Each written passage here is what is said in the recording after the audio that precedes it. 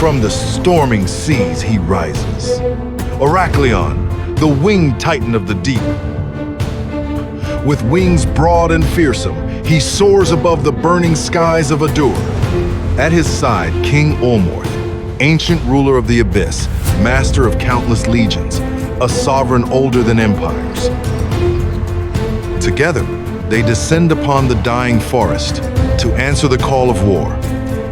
But the Fate Tree, keeper of divine balance, unleashes once more its unstoppable beam of energy, this time striking down another of Alarith's fire titans. Fire has fed the Fate Tree's wrath, but Olmorth has seen this before. With the wisdom of millennia, he calls upon the element of water. The winged titan glides over fire and ash, his keen gaze seeking the heart of destruction, precise, unwavering, before unleashing his might. Oraclyon rains from the skies. Olmorth conjures storms below. The forest begins to breathe again, and the tide of battle turns. The Fate Tree, it calms, the fire subsides. And there above the skies, the Oracle of the Abyss. Could it be Olmorth himself coming to our aid? It is he, Olmorth, sovereign of the Abyss, and Methar, king of Adur. Two rulers, forest and abyss, reunited at last.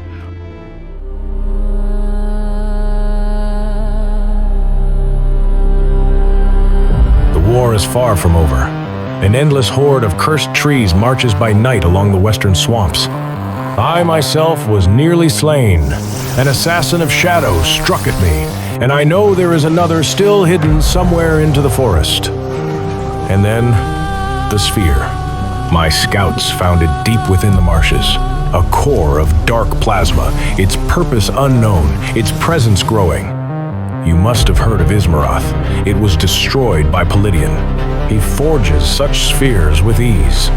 He may have been here long before the invasion, and now...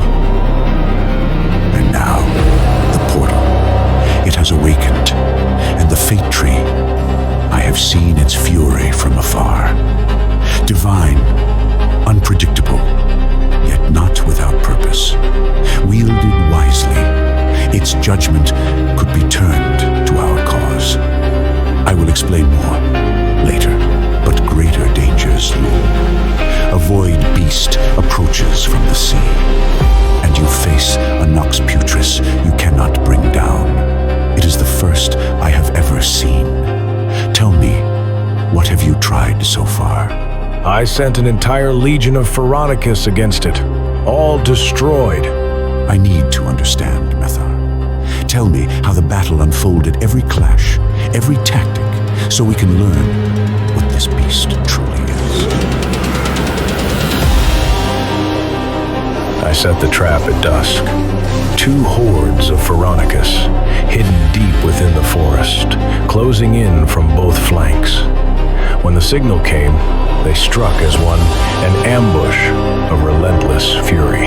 A storm of nature's beams, unleashed in perfect unison, tearing through the night. Yet, the Nox Putrus absorbed it all. Not a wound, not a falter. And then it struck back. A cloud of black smoke, thick, toxic, alive. Not poison, corruption. Skin blistered, armor cracked, bodies crumbled to ash. Some burned as if by fire. Others melted into nothing. And then again, another wave, and another. Each more terrifying than the last. A true horror beyond imagining. But the fury did not end there. Wave after wave, the beast spread its black corruption.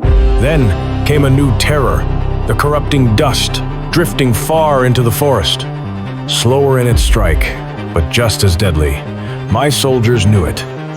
Fear shattered their ranks, scattering them in panic, yet escape was an illusion.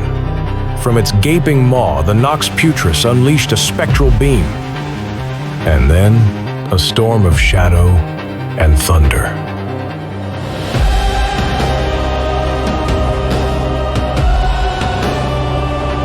From the depths of shadow, Nox Putrus strikes. Spectral lightning at first, like common thunder. But each spark carries darkness and pain. Swift, merciless, impossible to predict. Black smoke spreads. Corrupting dust fills the air.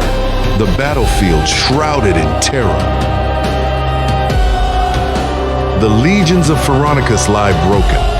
Once proud defenders of Adur, now nothing but ash and ruin. Mether's host undone in a single night.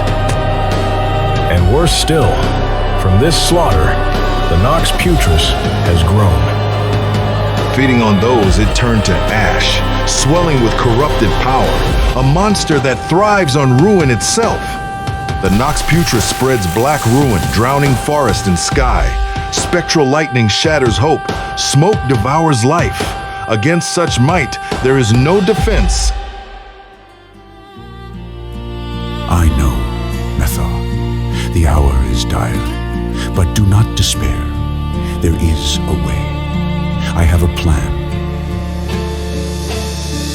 Her capital lies in ruin. Now Elereth returns calm, resolute, vengeance burning within. The Fire Queen herself, at last. Hi. Elereth. Steady your hearts. The hour to strike has come.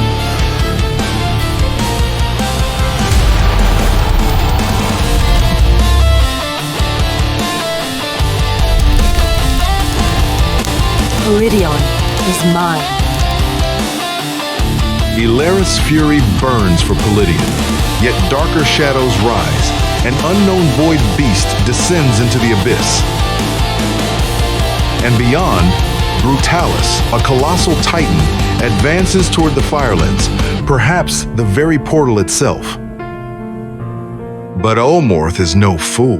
He has foreseen this peril, and from the depths he summons a greater Leviathan, Exabyss,